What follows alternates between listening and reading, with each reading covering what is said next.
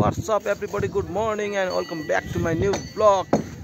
So सबैजना यहाँ अहिले मन्दिरमा ढोक्नलाई आएको छन् तर हामी चाहिँ काम गर्दैछौँ।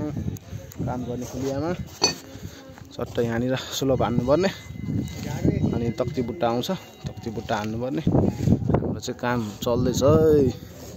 यता मसला फिटाइ हुँदैछ, तक्ती हालियो, खटसट बनाइयो। बहुत डेन्जर काम छ। भेटारकोमा पाची बारामा उता साँगुरी गढी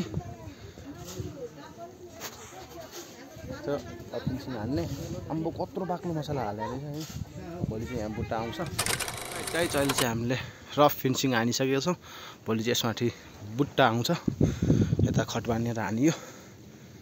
सबजना घर गइसके, म मात्र छु। अब चट्टा अब घर जाने।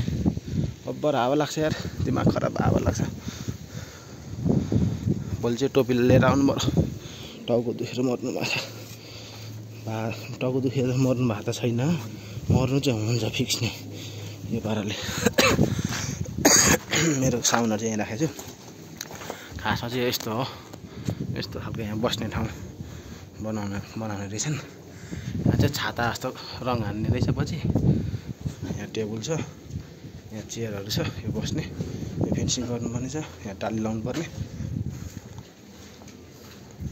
यहाँ चाहिँ सिलाले खाउँछ यहाँ माथि, यहाँनिर रफ हानियो। यो 3-4 जना भक्तजनहरूको भक्त पनि आइरहेको छ।